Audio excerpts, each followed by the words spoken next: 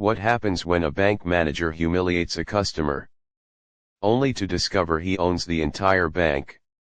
This shocking encounter will leave you questioning how we judge others. It was a late Friday afternoon in Pasadena, California. The sun dipped lazily behind the mountains, casting long shadows over the tidy streets. Elijah Carter, a 41-year-old entrepreneur, known for his innovative approach to community banking, was wrapping up a busy week. Today wasn't about boardrooms or business suits. It was about grabbing a few papers from one of his branches, simple and straightforward. Or so he thought, dressed in a pair of comfortable jeans and a plain hoodie. Elijah stepped into the branch office of Western Gateway Bank, one of 25 locations under his ownership. The branch hummed with life, customers chatting softly, the faint sound of keyboards clacking, and the whir of the printer at the front desk. Elijah gave a friendly nod to the security guard as he walked in, his eyes scanning the familiar layout. The manager on duty, a sharp-faced woman named Allison Parker, stood at her desk near the back. With her tailored blazer and air of authority, she seemed engrossed in a discussion with another employee. Elijah approached the counter, greeted the young teller, and requested to retrieve a few notarized documents he'd left for safekeeping earlier in the week. Before the teller could respond, Allison noticed the interaction. She strode briskly to the front, her heels clicking sharply on the polished floor. Her eyes landed on Elijah, narrowing slightly. "Can I help you with something?" she asked, her tone clipped and curt, as if his presence were an inconvenience. Elijah smiled politely. "Yes. I'm just here to pick up some documents. I left last Tuesday." Allison crossed her arms. "I don't recall seeing you here before," she said, her voice tinged with skepticism. "Do you even have an account with us?" Her words weren't just dismissive. They were designed to establish dominance. The customers in the line behind Elijah exchanged glances, sensing the tension. But Elijah kept his composure, offering a calm, measured response. "I do, in fact. I've been banking here for years." But Allison wasn't done yet. She waved a hand dismissively toward the teller. "I'll take it from here, sir. If you're looking for basic services, you might want to visit one of the larger branches. This location primarily serves our higher-tier clientele." But something about her tone suggested that her assumptions went beyond his attire, and Elijah wasn't about to let it slide. Elijah's expression remained calm, but a flicker of disappointment crossed his eyes. He'd encountered this kind of treatment before, dismissiveness that stemmed from assumptions. Instead of addressing Allison's tone directly, he decided to proceed with quiet confidence. "I understand, but my documents should already be here. If you could just check under the name Elijah Carter, that would save us all some time." Allison raised an eyebrow, her posture stiffening further. "Elijah Carter," she repeated, her voice laced with disbelief. "We don't normally hold documents for customers, unless they have premium accounts. Are you sure you're at the right branch?" The room grew quieter as customers began to notice the exchange. Even the tellers behind the counter seemed to pause in their work. Elijah didn't miss the way. Allison's eyes swept over his hoodie and jeans. Her lips pressed into a thin line. "I'm quite certain," Elijah replied evenly. "This is the branch I've used for years." Allison let out a short, humorless laugh and turned toward the teller. "Check for his name. But I highly doubt we have anything here. We're not a storage facility for misplaced paperwork." The young teller hesitated, clearly uncomfortable, but began typing into the system. Meanwhile, Allison stepped closer to Elijah, lowering her voice in a way that carried more malice than discretion. "Look, sir," she said, her words dripping with condescension. "We have policies in place for a reason. If you're not in the right account bracket, there's no way we can accommodate special requests like this. Maybe next time, consider upgrading your status before coming in." Elijah felt the heat of several gazes on him, but he refused to let Allison's words rattle him.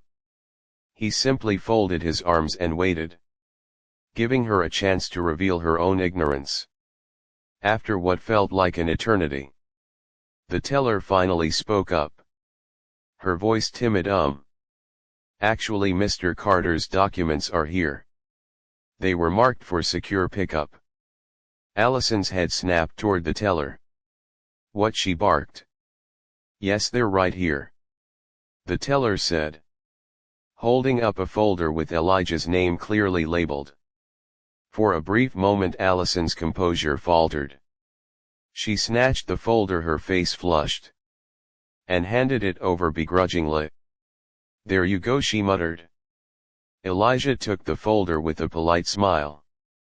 "Thank you, and just to clarify, is there a reason this process needed to be so complicated?" Allison stiffened, regaining her defensive posture. "We have to ensure security and verify credentials, especially when dealing with certain clientele." But her words only deepened the hole she was digging. And Elijah knew the time to set the record straight was fast approaching. Elijah held the folder firmly in his hands, maintaining a calm demeanor. But inside he weighed his next steps carefully. He'd spent years building Western Gateway Bank, not just as a financial institution, but as a symbol of inclusivity and a chance for all. This second wasn't just about him. It was tied in with resolving the more profound issue Allison's way of behaving addressed. Taking a deliberate breath, he looked at Allison straightforwardly without flinching. "You realize I value your anxiety for security. However, I can't resist the urge to ponder. Was this truly about confirming accreditations? Or on the other hand something different?" The inquiry lingered palpably like a stacked weapon. Allison's lips fixed as she looked around, understanding the developing consideration of different clients. Some moved awkwardly, while others watched with interest, detecting that something significant was going to unfurl. Allison fixed her jacket. What's more, constrained a solid grin. "Sir, we follow similar convention for every one of our clients. There's compelling reason need to actually take this." Elijah gave a little gesture. "I see. Well, since you're so dedicated to convention, allow me officially to present myself." He ventured into his pocket. What's more, took out a smooth business card, giving it to her with intentional accuracy. Allison delayed, then took the card. Her eyes filtered it. Also, her certain articulation broke right away.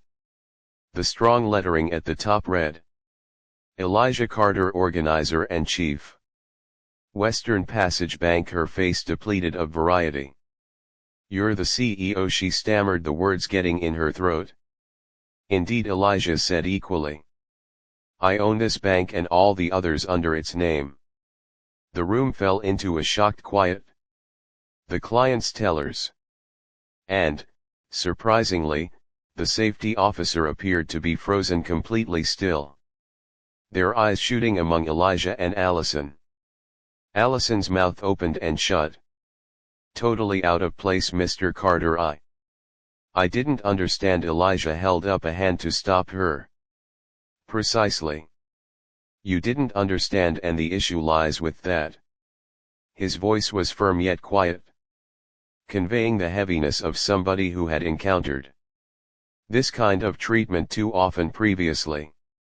I've endeavored to fabricate an organization that esteems each person, notwithstanding what they look like or dress, since regard ought not be contingent. However, here I am being excused and stooped to by somebody who ought to know better. The clients in the room traded mumbles, some gesturing in understanding. Allison, currently apparently bothered, attempted to recapture control of the circumstance. Mr. Carter, I really apologize on the off chance that I appeared to be brutal. It wasn't my goal. However, Elijah wasn't finished. He realized this was a second to educate, not simply forgive and never look back. Elijah moved forward, his quiet look fixed on Allison. Purpose matters, however actions do as well. Furthermore, your activities today showed, in addition to an absence of regard, however, a risky presumption about who should be treated with respect. The words reverberated through the room, drawing the consideration of everybody present. The distress was unmistakable. Yet, Elijah's voice stayed consistent and formed. You took a gander at me and concluded I did not merit your time, that I didn't have a place here. He proceeded, and the manner in which you addressed me, that wasn't about approaches or convention. That was about power. Your conviction that you could practice it over somebody you expected had none. Allison opened her mouth to answer. In any case, halted herself. The heaviness of Elijah's words ruled out pardons. She looked around apprehensively, mindful that the whole room was watching her unwind. Elijah's tone relaxed somewhat. However, his message stayed pointed. Do you have any idea about the number of individuals that experience this sort of treatment consistently? Individuals who don't have a title, or on the other hand a business card to demonstrate their value. The number of leave here feeling short of what they are. In view of collaborations like this, the inquiry lingered palpably, heavier than the quiet that followed. A portion of the clients gestured unpretentiously, their countenances mirroring their own encounters of being judged unjustifiably. Indeed, even the youthful teller at the counter peered down, her cheeks flushing with handed-down humiliation. Elijah let out a little murmur. Then, at that point, motioned toward the room. This isn't just about me. About everybody strolls through those entryways, anticipating fair treatment. They shouldn't need to demonstrate their worth to get fundamental regard. Allison's shoulders drooped. She peered down at the card in her grasp, her painstakingly built picture of power presently totally broke. I figure out, Mr. Carter, she said discreetly, her voice scarcely over a murmur. I genuinely didn't intend to affront you or any other person. Elijah shifted his head marginally, thinking of her as reaction. I'll fully trust your conciliatory sentiment. Be that as it may, comprehend this: expressions of remorse just mean something at the point when they're supported by change. Also, with that, he directed his concentration toward the remainder of the room, prepared to commute home. An example that nobody present would ever neglect. Elijah moved his concentration from Allison to the room, his voice conveying a peaceful strength that instructed consideration. Minutes like this are greater than one individual, he expressed, checking out at the countenances around him. They're about how we as individuals decide to treat each other. Whether we regard somebody in light of what their identity is, or on the other hand what we expect about them. He put the organizer of archives on the counter alongside him and collapsed his hands. I began Western entryway save money with a straightforward way of thinking. Decency, straightforwardness and regard for everybody. Nobody ought to stroll into a position of business. Also, feel like they're short of what any other person. Not here, not any place. A few clients gestured. Their looks mellowing with compassion. A moderately aged man in an endured coat shouted out. He's right, such a large number of us get taken a gander at sideways. Only for how we're dressed or where we come from. It's time we began improving. Elijah grinned at the man, valuing the fortitude. It's not just about approaches. He proceeded with, it's about outlook. It's tied in with preventing ourselves from making snap decisions that can hurt or disparage another person. What's more, on the off chance that you're in a strategic, influential place, like a branch director, about utilizing ability to lift individuals up, not push them down. Allison stood established, set up, noticeably lowered. You're totally correct, Mr. Carter, she said delicately. I see that now. I'll improve. Elijah's look waited on her briefly. Before he gestured, I truly want to believe that you will. Since it's not simply me you owe better treatment. Each individual strolls through those entryways. He looked at the youthful teller, who had been sufficiently thoughtful to find his reports. What's more, it begins with enabling your group to act with a similar decency and regard that ought to characterize this branch. The teller offered a tentative, however thankful grin, obviously feeling better that the spotlight was at this point not on her. However, Elijah realized this wasn't just about words. It was tied in with having an enduring effect that would swell past the room. Elijah turned around to Allison, his tone mellowing, however staying firm. Haven't arrived to fire you or make an illustration of you, Allison. Be that as it may, I will watch to perceive how this branch works. Pushing ahead. Regard isn't simply a strategy. A training one should be reflected by the way you treat each individual who strolls through that entryway. Allison gestured gradually, her face a combination of disappointment and assurance. I figure out, Mr. Carter. Much obliged to you for allowing me the opportunity to get to the next level. I won't let you down. Fulfilled, however not excessively lenient. Elijah returned his consideration regarding the room. To everybody here, he said, raising his voice somewhat. Much obliged to you for your understanding. I trust what happened today fills in as a suggestion to us all, in this bank as well as throughout everyday life. Regard doesn't come from titles, dress or suppositions. It comes from how we decide to see and treat each other. There was a mumble of understanding among the clients. Some grinned, while others gave him little gestures of support. One old lady close to the rear of the line lifted her hands somewhat and said, It's great to see somebody go to bat for common decency.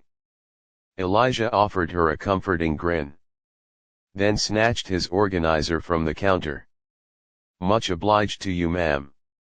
Furthermore, recollect that we as a whole have the ability to stand up for what's right even in the littlest of minutes. With that, Elijah turned and started to leave. His relaxed attitude, as consistent as it had been the point at which he showed up. As he left, he looked back, momentarily getting Allison's attention one final time. She was at that point talking discreetly to her group. Her stance not so much inflexible but rather more intelligent. Yet, Elijah realized this was only the start. Change begins with minutes like this. Yet, it develops with activities that follow. As Elijah ventured out into the blurring daylight, He felt a peaceful fulfillment. Not from affirming his position. In any case, from realizing he'd sowed a seed for change. The experience wasn't about retribution or power. It was tied in with making a snapshot of reflection that could echo through the branch. Furthermore, past minutes like these, he thought, act as tokens of the little, yet effective ways we can challenge suppositions. What's more, consider others responsible. Elijah trusted that Alice and her group, and, surprisingly, the clients who had seen the trade, would convey the example forward in their own lives. Regard isn't about what somebody wears, where they're from, or what their title says. It's about how we treat individuals. Not due to what their identity is, but sense of what our identity is. To everybody watching this story unfurl, recall each communication you have is an opportunity to cause somebody to feel seen, esteemed, and regarded. It doesn't cost anything to offer poise. Be that as it may, its worth is incomprehensible. So ask yourself, are you treating individuals the manner in which you'd need to be dealt with? Are you trying your own suspicions? Are you adding to a reality where regard is given uninhibitedly and similarly? Assuming that this story impacted you, pause for a minute to reflect. Share it with somebody who could require the update. Also, buy in for additional accounts that motivate reflection and change. Since the manner in which we treat others characterizes what our identity is. Also, the world we make together.